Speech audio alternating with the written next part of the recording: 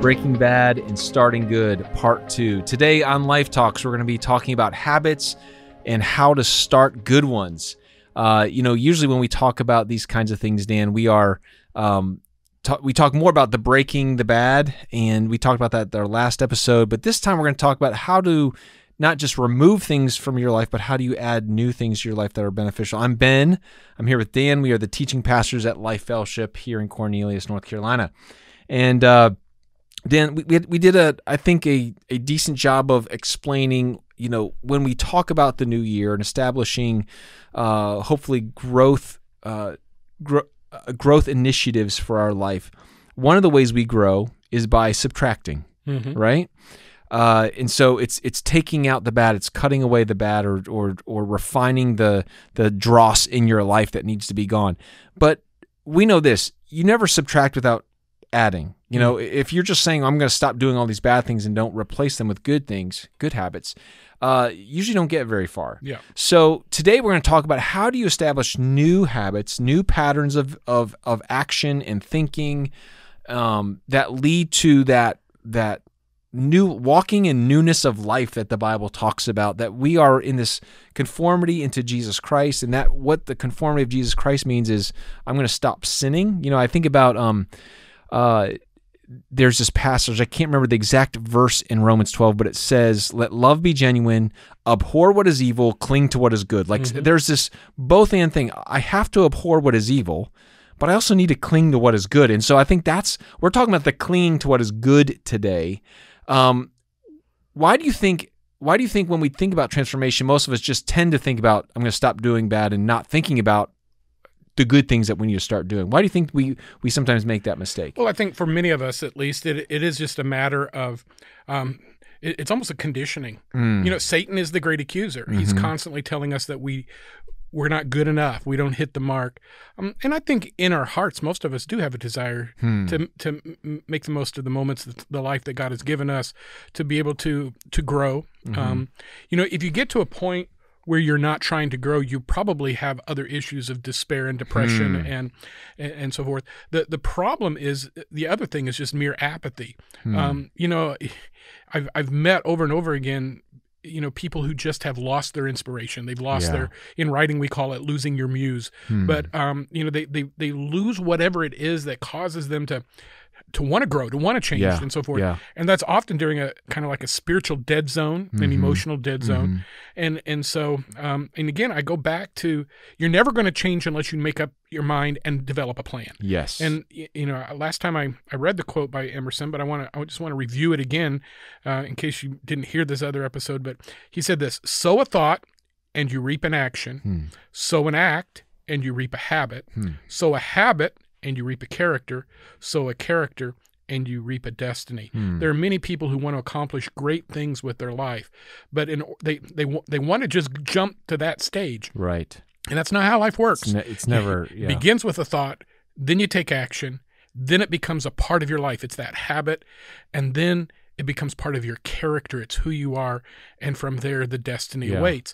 And the reverse of that is true. And if you want a destiny that's destructive, that is empty or a dead end, you're going to sow all of those things and reap negative. And so it is really important that we're intentional about this. And that's why the scripture talks so much about meditate, hiding God's word in our heart, meditate on it day and night. All of these things are, don't live the thoughtless life. Don't live the casual life. Don't let your relationship with God turn into just mere ritual, but rather let it be vibrant and alive. Don't just exist, invest. I think that one of the things that can be so true of us, Dan, is that we can be so passive in our own personal transformation journey.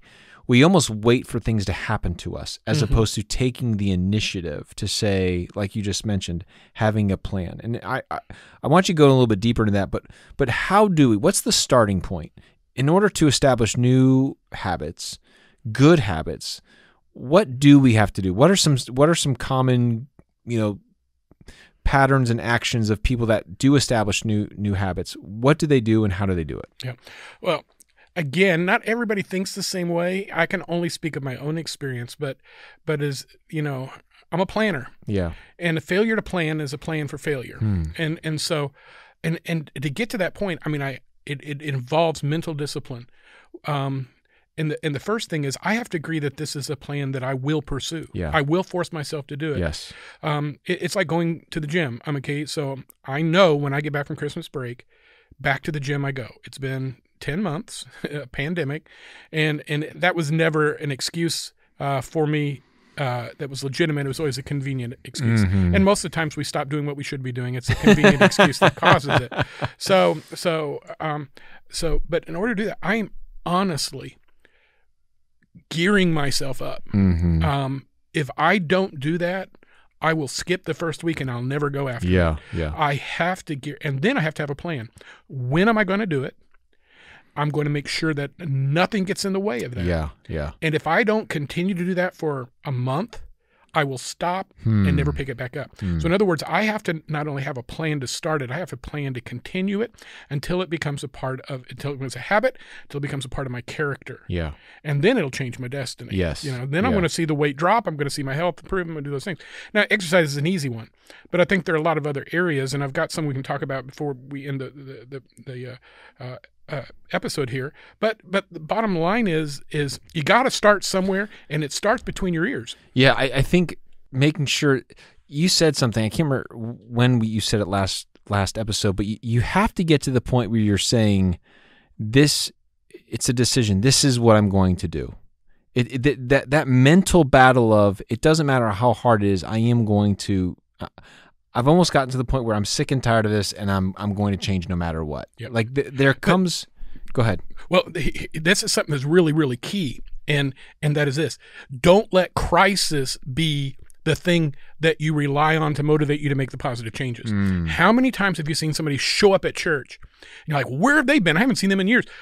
They're in a crisis. They make an appointment. I need to see you this week. Yeah. My marriage is in trouble. Well, what happened? She caught him. He caught her. They're separated. Something big is going on.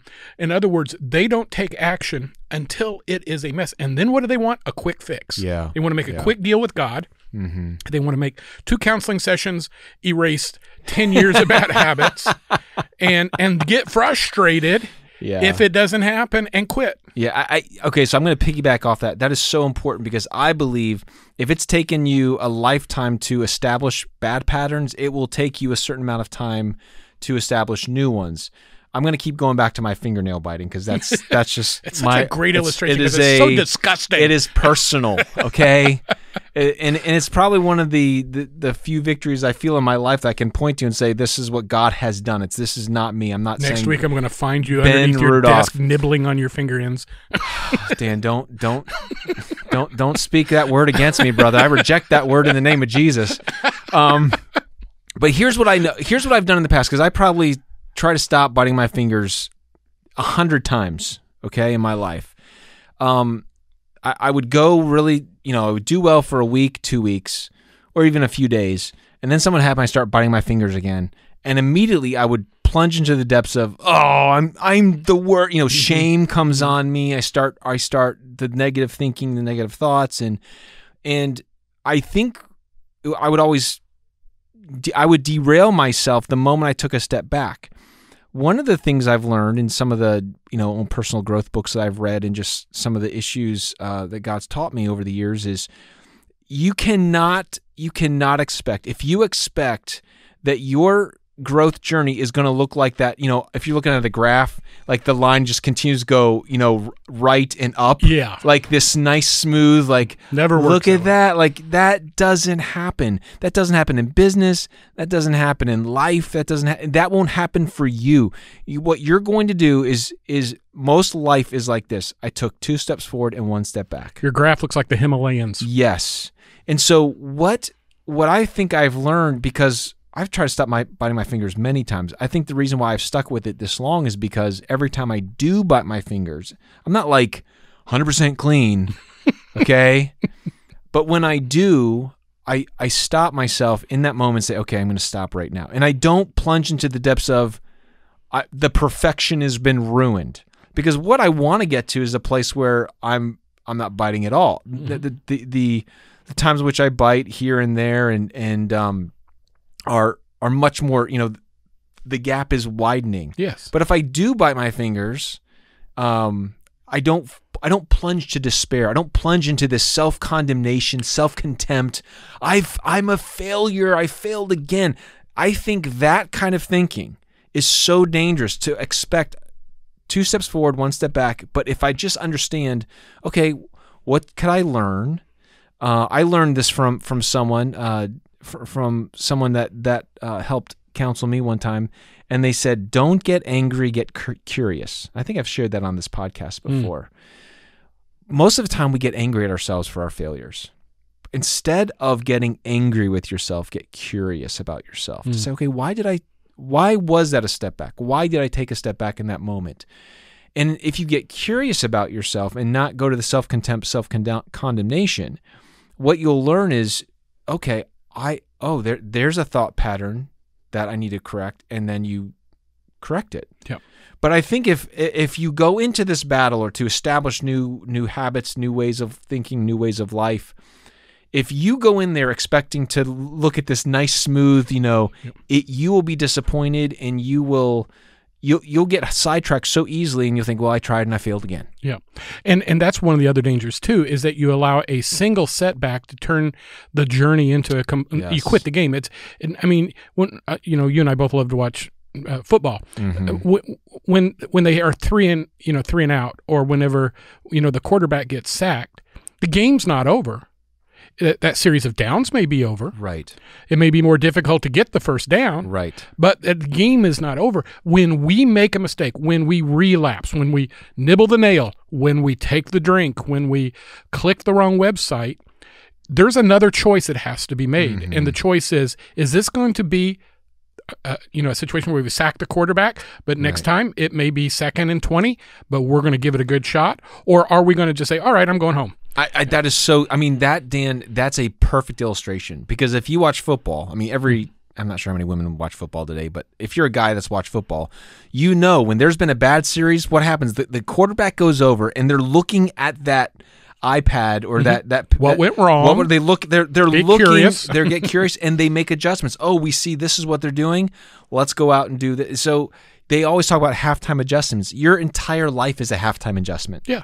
You're constantly adjusting to the things that, the enemy's attacking me this way. I've got to shore that up, and let's do this now. There were 3 games last week in the NFL that were won or lost in the last 30 seconds. And for life, that's the reality. Yeah. We ought to continue to play the game until the clock runs out. And we ought to win it with the idea that we will run it. We're going to be victorious. Yeah. But I played the same game. At lunch, I cheated and had the French fries instead of the Brussels sprouts. All right, which actually that's true. I forgot to order Brussels sprouts, and I ordered French fries. I'm such a failure. I hate it when I forget to do that.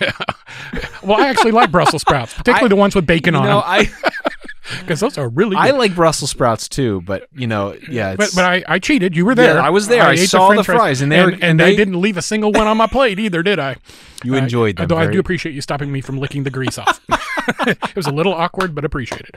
But that does not mean then that I get to go home tonight and order up another round of fries. It doesn't mean that tonight I get to go home and have my peanut butter and cracker snack. What it does mean is that tonight I need to go back to the plan and work the plan. Yes. So often I've talked to people who they get into this cycle of failure and then relapse, total relapse, failure, then rather than failure and reconfiguring, finding out why, being curious, and then saying, okay, next time I'm going to get to the 30-yard line instead of the 50-yard line. Yeah. I'm going to take it 20 yards further, and then eventually we do make the score. I think that's one of the things.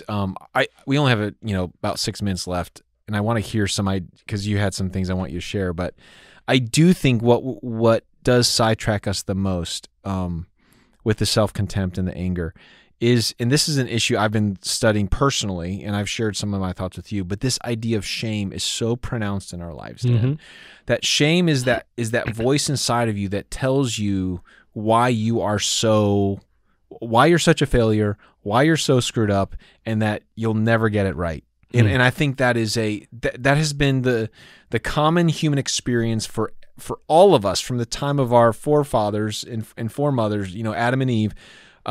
There's been that voice of shame that makes us want to hide when we do something wrong, as opposed to standing up, learning, and saying, okay, I've learned something about myself. I'm not going to go down the road of shame and covering up. I'm not going to go down the road of self-contempt. I'm going to grow from this.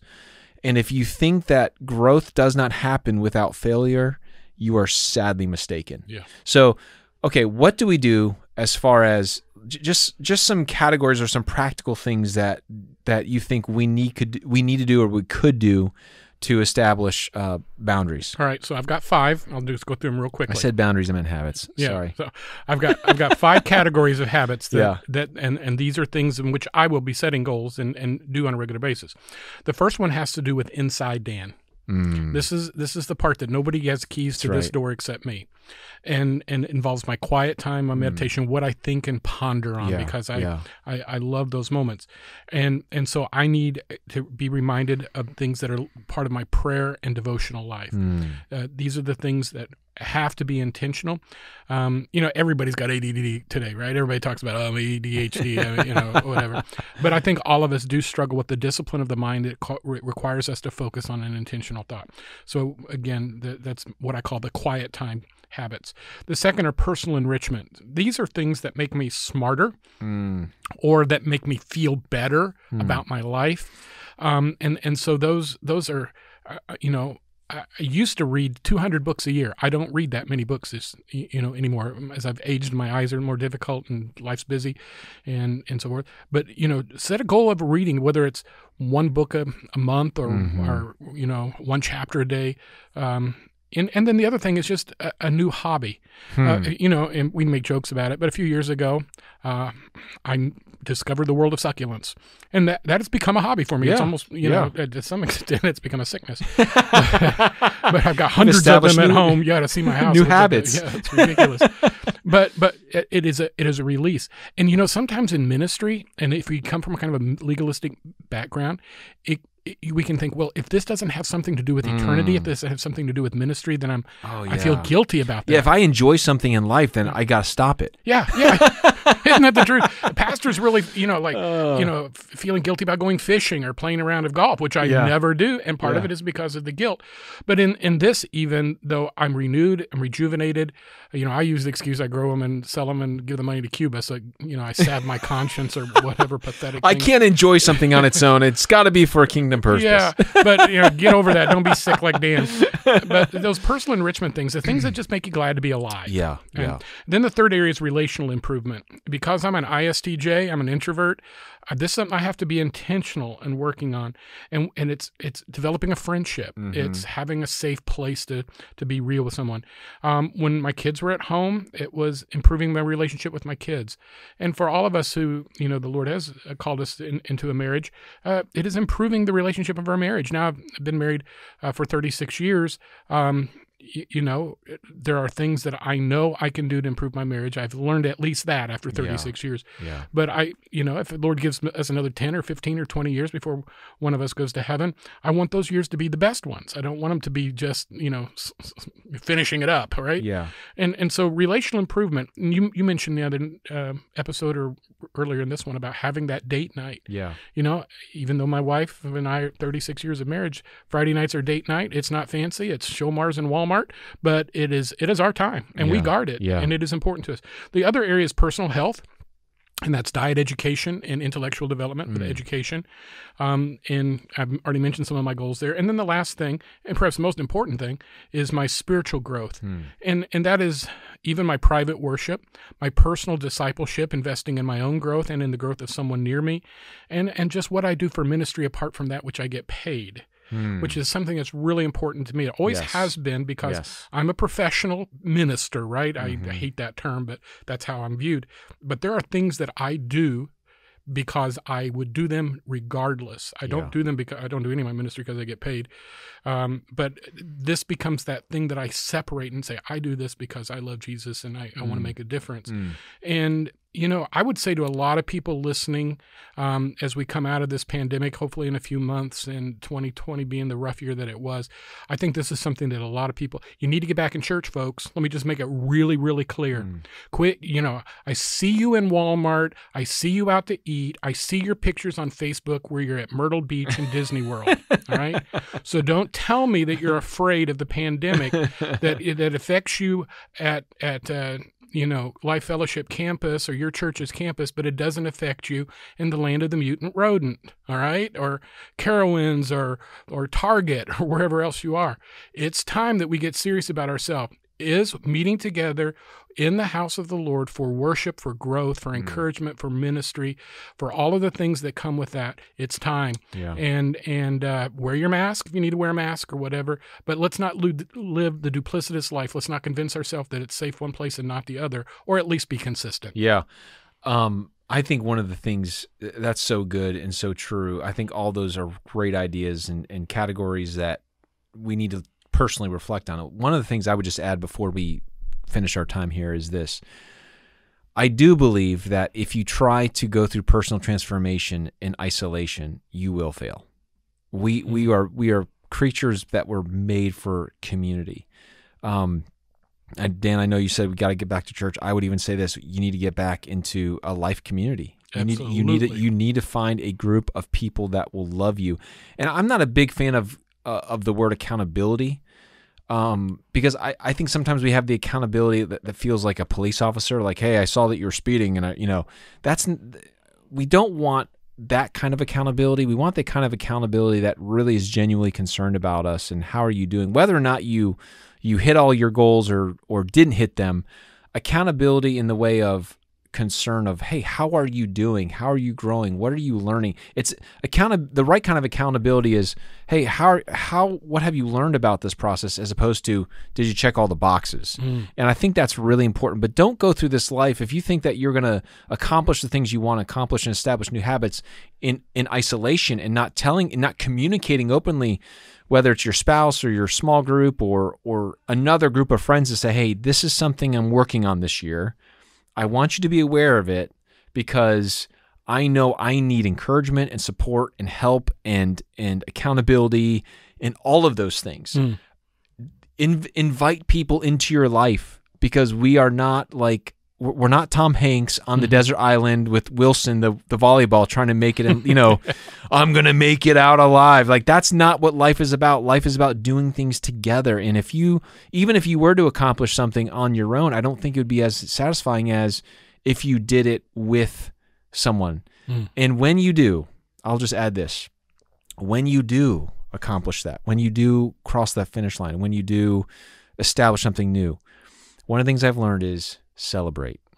Celebrate the growth. Celebrate the goodness of God. Celebrate the work of God in your life.